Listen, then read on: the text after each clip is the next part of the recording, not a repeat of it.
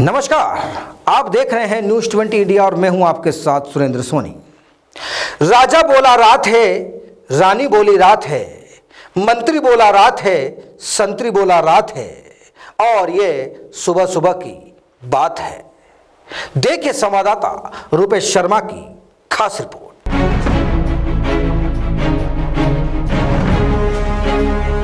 मेरा टिकट काटने में पायलट साहब ने जो कुछ कर सकते थे वो किया। मेरा टिकट काटा, पूरी की पूरी कमान अगर उस समय पायलट साहब के हाथ में नहीं होती तो कांग्रेस की 150 सीट से ऊपर आती। लगता है सूबे की सियासत में जब से नए मंत्रिमंडल का पुनर्गठन हुआ है, बस तभी से राहु केतु की दशा हावी होने लगी है। कहते हैं कि जब राहु काल में किया गया कोई भी शुभ काम स्थायी नहीं होता और यहां पर भी कुछ तस्वीर ऐसी कि ज्यादा घंटे और ज्यादा दिन भी नहीं गुजरे हैं नए मंत्रियों को बने, लेकिन कुछ अपने और परायों ने जिस तरह से अपनी कारगुजारियां शुरू कर दी है, उसके बाद एक बार फिर सियासत में तनातनी के हालात बन चुके हैं। अब सूबे के मुखिया अशोक गहलोत ने अपनी सियासी जादूगरी दिखाते हुए अपनी नई टीम का ऐलान कर दिया। पहले स्पेशल 15 को शपथ दिला दी, फिर कुछ घंटों के बाद इन 6 विधायकों को अपना सलाहकार बना दिया।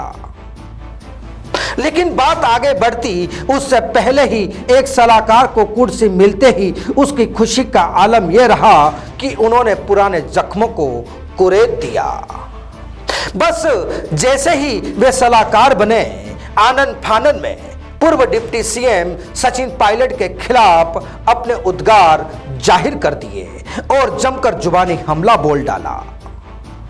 यूं तो ये जनाब निर्दलीय है, लेकिन इस वक्त सरकार के सलाहकार हैं, तो जाहिर है भाजपा ने भी इस पर सवाल खड़े कर दिए। सवाल सीधा यह है कि क्या एक सीएम को 6 अच्छे सलाहकार रखने की वाकई जरूरत है?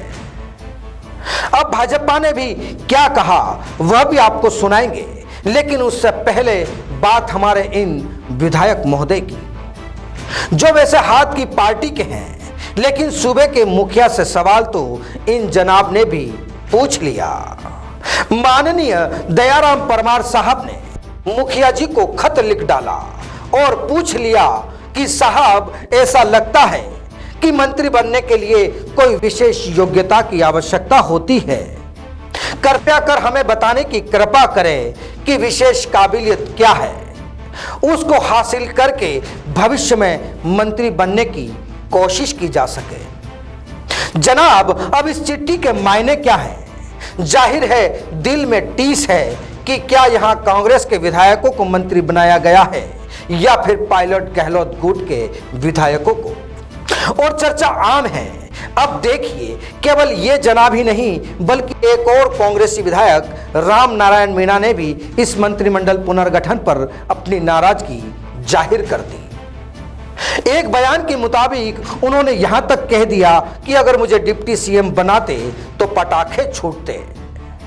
बहरहाल कहानी पूरी सियासत है और सियासी है, और अब इसका मजा पड़ोसी भी ले रहे हैं।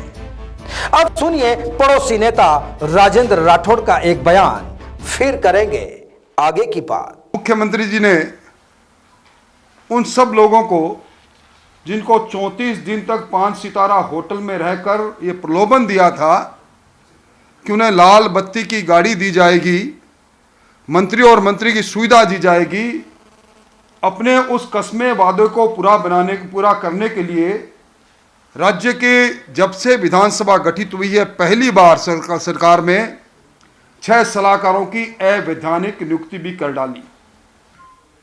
6 सफेद हाथी मुख्यमंत्री जी ने बांध दिए। 12 सफेद हाथी अब अपने बंधने के इंतजार में है। सीधे तौर पर सवालों की झड़ी।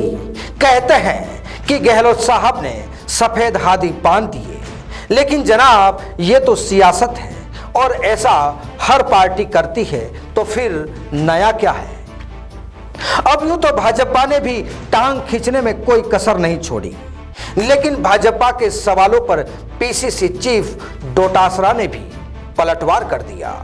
आज मेरी अजय माकन जी से इस बारे में मुलाकात होनी है। अभी सुबह सुबह क्योंकि मैडम से मिलने का समय था और उनका थोड़ा स्वास्थ्य नरम था, मैं उम्मीद करता हूं कि आज मैं यहीं हूं तो आज शाम को जब भी उनको समय मिलेगा हम लोग इसके ऊपर विस्तार से बात करेंगे और जल्दी ही इस दिशा में आगे। सर, भाजपा लगातार आरोप लगा रही है कि प्रदेश सरकार में खींचतान बहुत ज्यादा है।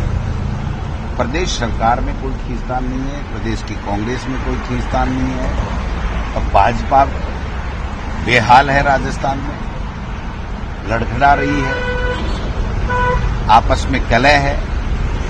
वसुंधरा जी सुना है कि वो यात्रा निकाल रही है, पूरी बीजेपी के जो संगठन के लोग हैं और सोनिया जी वगैरह, गुलाब चंद कटारिया साहब सब उस यात्राओं को रोकने में अपनी ताकत लगाए हुए हैं।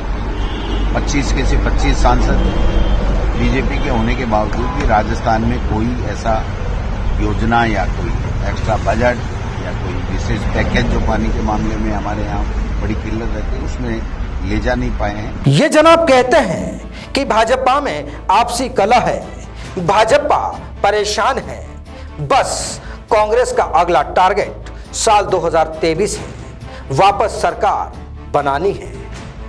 लेकिन सवाल फिर वही कि इन सब के बीच एक किरदार पूरी पिक्चर से गायब नजर आ रहा है।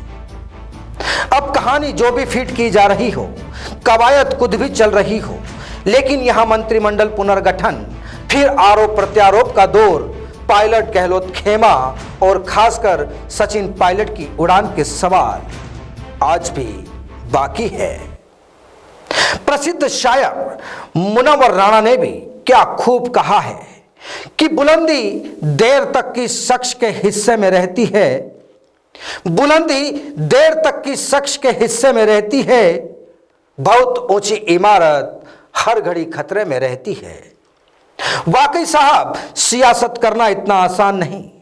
सफेद करो तो क्यों किया, काला करो तो क्यों किया, किसी को कुछ दो तो मुश्किल और जिसे ना दो तो मुश्किल।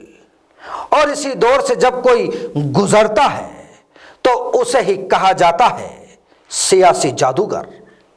और जाते जाते आखिर में गोपाल दास नीरज की वह पंक्तियां याद आती है कि खुदकुशी करती है आपस की सियासत कैसे, खुदकुशी करती है आपस की सियासत कैसे, हमने यह फिल्म नई इधर खूब देखी है। Bureau report, news 20 India.